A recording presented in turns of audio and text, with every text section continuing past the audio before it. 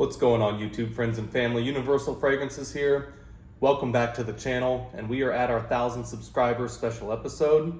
It is long overdue. I think I'm already at about 1,600 right now, but I really wanted to get some time to do this video properly, and today is that day. So we're going to go over some of my favorite tobacco fragrances. I got 6 of them here, and then after I'm done with the fragrances, I'll let everybody know who's not interested in the latter part that will be the end of the video, but I'll do a brief pause after going over my favorite tobacco fragrances and then bring in some scotches and some of the bourbons behind me and kind of discuss them a little bit along with some of my favorite cigars and kind of what I like to pair with these tobacco-based fragrances.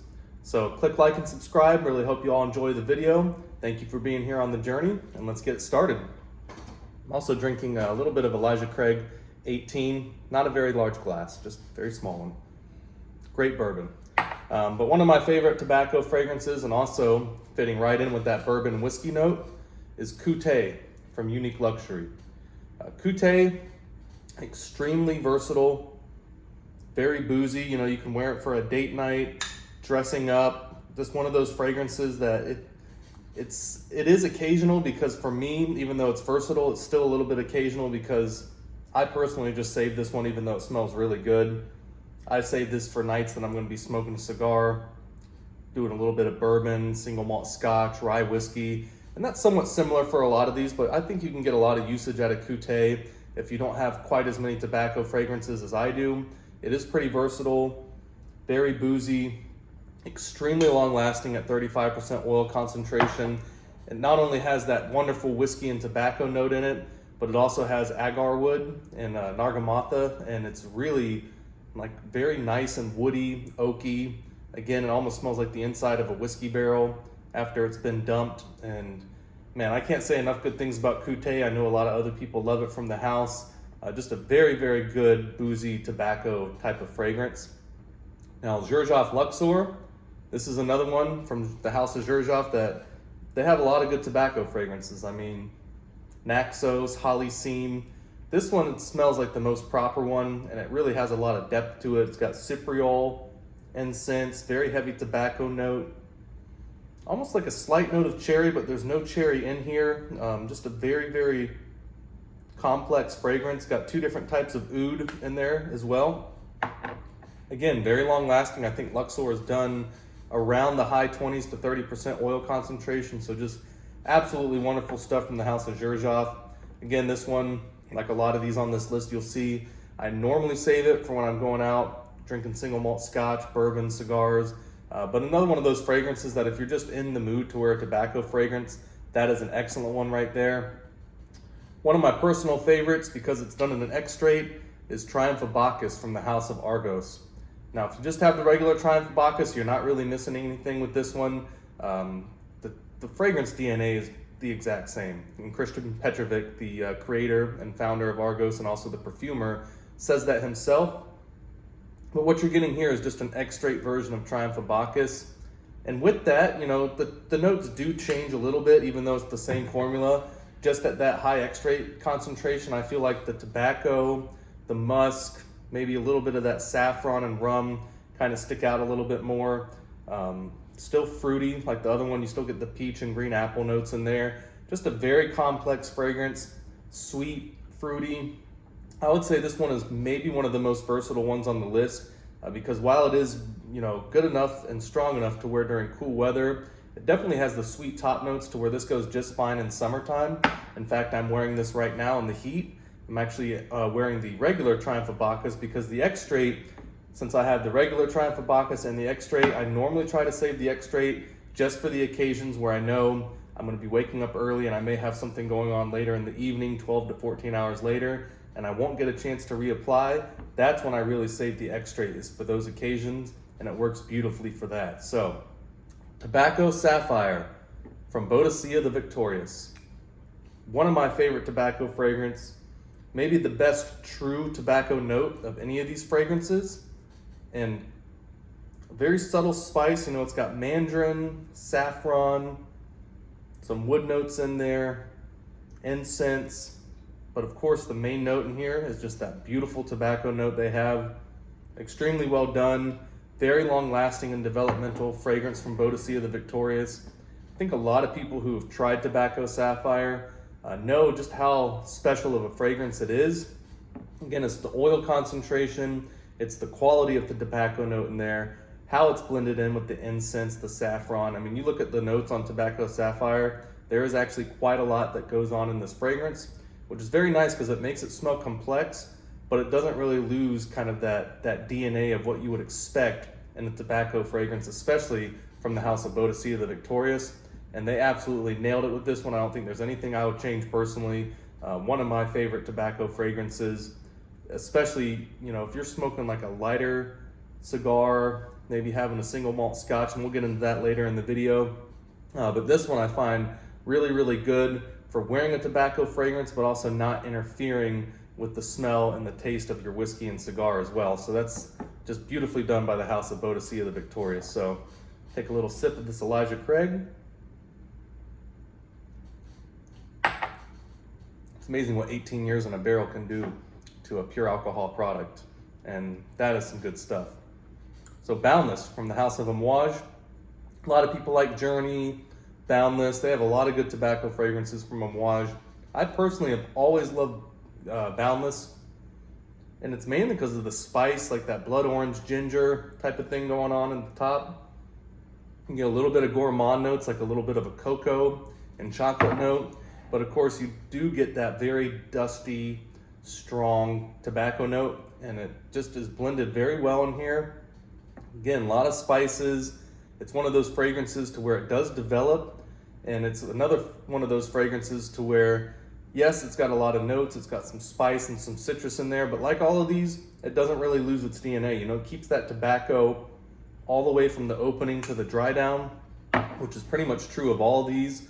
And I don't think Boundless gets enough credit, and it's just it's always been one of my favorite fragrances. I was between buying that and Journeyman. I like Boundless more, so that's the one I bought. Much better tobacco note in Boundless in my opinion, where Journeyman is much more spicy and more incense heavy. So maybe my favorite overall tobacco fragrance of any of them, even over Tobacco Sapphire. I think Tobacco Sapphire has a better tobacco note, but overall I think Amouage Royal Tobacco may be just as good, if not better, of an overall tobacco fragrance. Very sweet and resiny, like a lot of vanilla, a lot of fir balsam, anise. It's just extremely dense. Some people don't like it because it's too strong or overly sweet. For me personally, that's what I actually love most about it, is just how strong and how sweet and powerful it is. And I've loved Royal Tobacco from the first sniff. You know, it reminded me of walking into a humidor almost. You got that old kind of wood smell from all the cigar boxes. You got the tobacco, you know, people in the lounge outside of the humidor. That's usually a walk-in humidor at cigar stores. You can get a faint kind of whiff of that smokiness along with the fresh tobacco. I just can't say enough good things about Royal Tobacco. I know there's a lot of people that either love it or hate it. I'm definitely on the love side of it. One of Susil Zarokian's best creations so far, and man, I wouldn't say it started my love for tobacco fragrance. That would actually be Burberry London, the one that was done with like the port wine into tobacco. And of course, like most things, you kind of graduate, learn, and move up in the world of tobacco fragrances, but no discredit to Burberry London. That's what really started my love for tobacco fragrances, of course, along with being a cigar connoisseur. And Royal Tobacco and all these other ones here in front of you just kind of took that to the next level. So guys, thank you folks, everyone so much. 1,000 subscribers, again, we're at like 1,600, but I really just wanted to get this video done, and that actually ends it for the fragrance part of the video. So if that's all you're interested in, thank you for watching. Now we're gonna go get into a little bit more single malt scotch and bourbons here. So let me do some readjusting very slightly. I got a couple things over here. We got Kilchoman, Ardbeg 19, and Aberlour, Abuna. Hopefully those can all get in the video. Let me scoot some of this over a little bit. And you see behind me here, the bourbons, we got Jack Daniel's 10, Russell's Reserve 13, Elijah Craig 18, and Russell's Single Barrel Store Pick. So I did try to bring a lot of stuff on this video. Some stuff is easier to find than others, but I do have a lot of limited edition and rare stuff, and I didn't want to bring that out. It's just not accessible for most people, not even just an income or cost thing. It's really just some of that stuff is just no longer made anymore, or depending on your market, you won't be able to find it. So everything that I brought out here, bourbons and scotches, should be somewhat available in your market. Some may be easier to find than others. Others you may have to go on a little bit of a hunt to get them. But let's go ahead and get started. So Kilchoman, really cool farm distillery from Islay. Very important distillery to support. They're rather new. I believe they started in the early 2000s. And they're really cool because they do everything themselves at the distillery. So they grow their own barley, they do their own floor maltings, of course they distill the whiskey, and they bottle and age it at their distillery, which is not always done in every distillery in Scotland anymore. You do have to distill your own whiskey to put a single malt label on there, but you don't have to grow your own barley. And even Ardbeg, because they're owned by like Glenmorangie, even though they're one of my favorite distillers, some of the stuff they don't even bottle at their own plant. They send it up to Glenmorangie because it's a bigger factory, and I think they bottle it up there, or even age some of the barrels from Ardbeg, just so I've heard. But Kilchoman is a very, very good whiskey, and it's very important to support, and it's one of the most crucial distilleries to Islay because it's a newer one, and it's become successful as the demand for whiskey has grown throughout the years. So one of the best pairings for Islay scotches, I mean, it's hard because you want a cigar that's going to stand up to it. And the Ashton VSG, Virgin Sun-Grown, and I tried to do the same thing with the cigars as I did with the whiskey. You know, some good stuff, some rare stuff, but things that are actually accessible and still made and can be purchased and found. I didn't want to put any like limited edition Cubans or stuff that they don't make anymore or that's very difficult to find. All this stuff you guys should be able to get with relative ease depending on your market. But Virgin Sun-Grown, wonderful cigar. It really will go with any Islay Scotch, but it's definitely going to stand up to that peated, smoky type of Scotch. And that goes for Ardbeg 19 as well. One of the best things from Ardbeg that's come out in a long time. You get an age statement on there.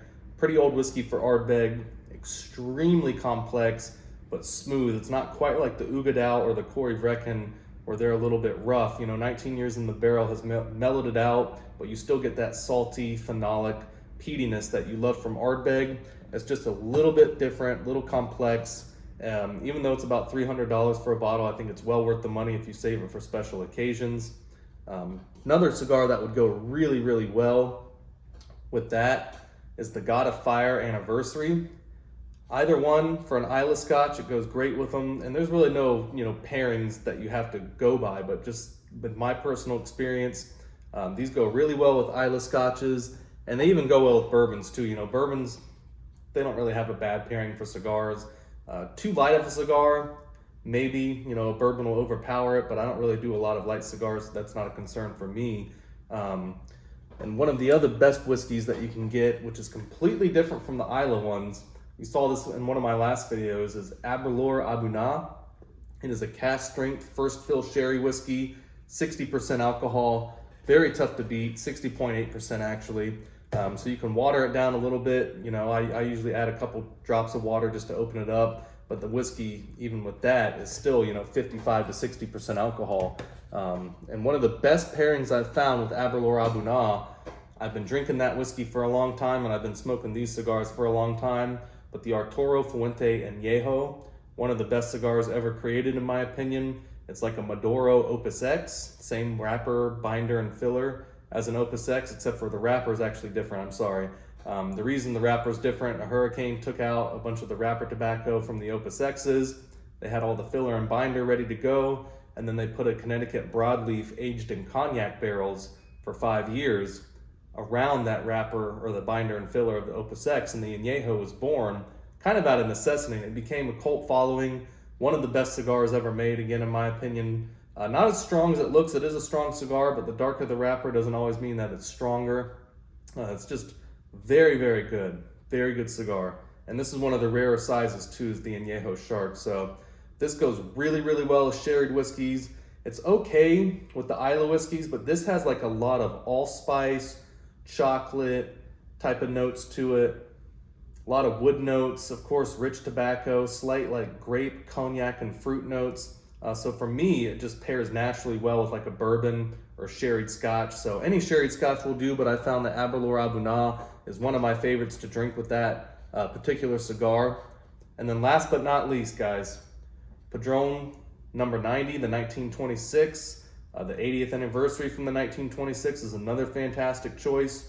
Again, you know, I could name a lot of Cuban cigars, but for most people watching this video, it's just not accessible in their market. And the price that has become Cuban cigars, especially in the last 4 to 5 years, it is not even close to worth it. Let me tell you, I smoked 2004 limited edition Cohibas, all the Siglos, the Bahique and the 52, 54, and the 56 ring gauge, Partagas Lusitania, Trinidad Fumadores. I mean, I've been privileged to smoke as many Cuban cigars as I had. Some are considered some of the best cigars ever made. And even with that said, I wouldn't put a lot of those over some of the ones I've brought on this list here. And that Padron, you know, you look at Fuente and Padron, they used to live in Cuba and they brought some of the original Cuban seed tobacco with them to Nicaragua for Padron. They brought it to Nicaragua and the Fuentes brought it to the Dominican. Whereas in the mid-90s, the Cuban government made the Cuban farmers switch tobacco because of mold issues. So in a lot of ways, Padron and Fuente actually have more of the original Cuban tobacco than Cuba does because they didn't have to change it over. And that's just how it is. And it's grown in different areas, for better or for worse, but the tobacco is still absolutely, you know, fantastic, first class. And the Padron 90, it would go good with any of the single malt scotches that I mentioned, but really behind me, when you look at these bourbons here, the Jack Daniel's 10, Russell's Reserve 13, or single barrel, or even the Elijah Craig 18 that I have right here, the Padron 90 just goes very well with those because it's got a very, very heavy type of vanilla, oak, and chocolate presence. A little bit of caramel and spice in there too. Certainly rich tobacco flavors. So, man, the Padron number 90, it's one of the few Padrones from the 1926 series. In fact, it may be the only one from the 1926 series that is not box pressed. So be on the lookout for these guys. Just some of my personal recommendations, give you an idea of what I drink and what I smoke and what I like to pair with some of these tobacco fragrances. So if you made it to this part of the video, really appreciate you. You're definitely a connoisseur of fragrances, whiskey, and cigars. And I appreciate you guys tuning in. Got a lot more things planned for the channel, and I hope to see y'all soon, all right? Bye.